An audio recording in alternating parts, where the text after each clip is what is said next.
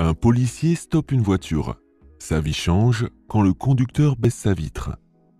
Le monde est si grand, mais semble parfois très petit. Un policier l'a découvert lorsqu'il a stoppé une voiture. Lorsque le conducteur a baissé sa vitre, sa vie entière a changé. Les gens à travers le monde avaient du mal à croire cette histoire impressionnante. Regardez cette vidéo pour découvrir ce qui s'est passé. Joseph Barca.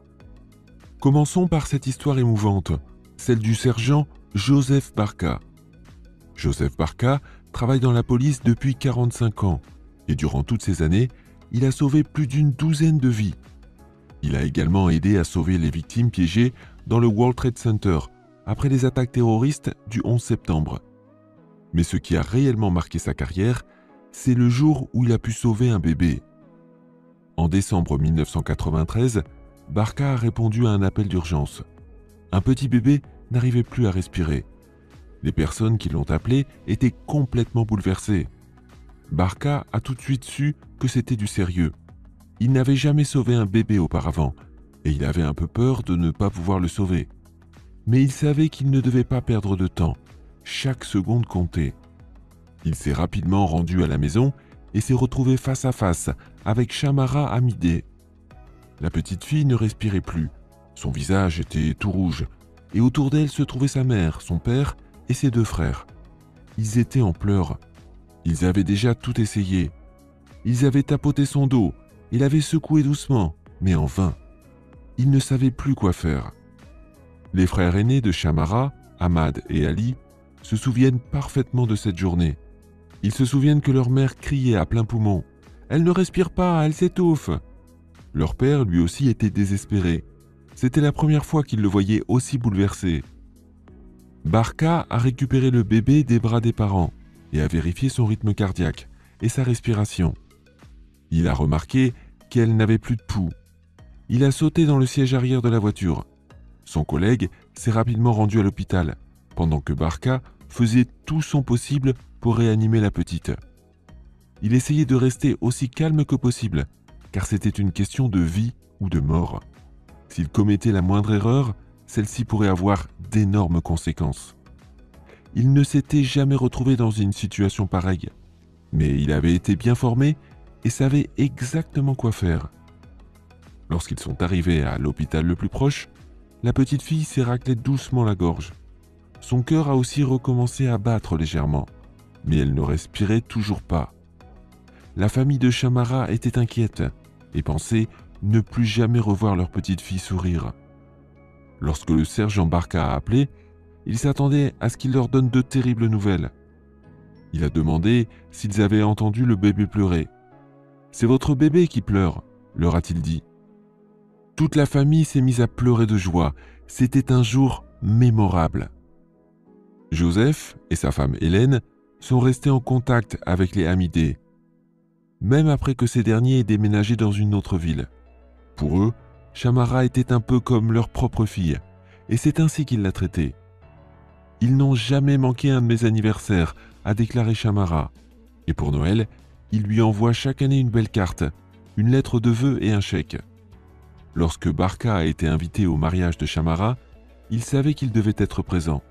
Il ne devait manquer ce jour spécial pour rien au monde. Et il lui a dit qu'il ne manquerait pas la cérémonie. Et de fait, il a tenu sa promesse. Il y avait une belle ambiance au mariage, des mets délicieux, des jeux et de la bonne musique. Certains membres de la famille avaient fait tout le chemin de la Cisjordanie aux États-Unis pour assister à la cérémonie de mariage. Les invités d'honneur, qui n'étaient personne d'autre que Joseph et son épouse, n'avaient pas effectué un long voyage. Ils venaient de New York, mais ils méritaient une place spéciale, car sans Joseph, tout ce mariage n'aurait jamais eu lieu. Joseph se rappelle souvent de ce jour où il a sauvé la vie de Shamara. Pour lui, sauver la mariée était un moment décisif de sa carrière. Cela lui rappelait sans cesse pourquoi il avait choisi de devenir policier. Il voulait sauver des vies et aider les gens, et ce, tous les jours. C'est exactement ce qu'il a fait ce jour-là. S'il n'avait pas été là à temps, la vie des Hamideh aurait été très différente. Shamara veut également suivre les traces de Joseph. Personnellement, elle ne se souvient peut-être pas de cet incident, mais elle en a beaucoup entendu parler. C'est pourquoi elle veut aussi sauver des vies. Elle veut faire pour les autres ce que Joseph a fait pour elle. Elle aura probablement bientôt cette chance. Elle vient d'être diplômée de l'école d'infirmière. Michael Patterson. Êtes-vous prêt pour l'histoire spéciale du policier qui a stoppé une voiture? Vous n'en croirez pas vos oreilles. Lorsque le policier Michael Patterson a commencé sa journée, il pensait que ce serait un jour comme les autres. Normalement, voici à quoi ressemblent ces journées. Il constate une infraction, arrête le conducteur et lui donne une amende. Ce n'est rien de particulier. Mais ce que Michael ne savait pas, c'est que cette journée allait être très spéciale. C'était une chaude journée d'été quand une BMW a dépassé Michael sur l'autoroute. Le conducteur n'a pas été imprudent ou n'a pas fait d'excès de vitesse, comme tant d'autres personnes le font. Mais les vitres de sa voiture semblaient beaucoup plus sombres que ce qui est permis par la loi. Les fenêtres étaient si sombres que Michael se demandait même si le conducteur pouvait voir quelque chose. Il savait que c'était un délit et il a décidé de stopper la voiture. Le chauffeur a été très obéissant et s'est immédiatement garé au bord de l'autoroute. Michael est sorti de sa voiture et s'est dirigé vers l'homme. Il espérait que tout irait bien. Lorsqu'une voiture a des vitres aussi teintées, cela peut parfois signifier que quelque chose ne tourne pas rond. Par exemple, le conducteur pourrait être impliqué dans des affaires douteuses. Michael a redressé ses épaules, a pris une attitude confiante et a cogné à la vitre. Le conducteur a baissé sa vitre et Michael lui a posé quelques questions. Ils ont eu une conversation agréable pendant quelques minutes. Mais ce qui s'est passé ensuite est tout simplement incroyable. Lorsque Matthew Bailey a été interpellé, il a admis qu'il trouvait cela très embarrassant. Il savait avec certitude qu'il ne conduisait pas trop vite et qu'il n'avait commis aucune autre infraction. Il ne savait pas qu'avoir des vitres aussi sombres que les siennes était un délit. Bien sûr, il n'y a pas de quoi avoir honte. Ça peut arriver à tout le monde. Mais cet homme aurait dû savoir que ce n'était pas permis. Il était lui-même policier depuis 30 ans. Quelle ironie, n'est-ce pas? Heureusement, Matthew a su exactement comment gérer cette situation, ou du moins il le pensait. Lorsque Michael a découvert que Matthew avait également été policier, il lui a posé d'autres questions.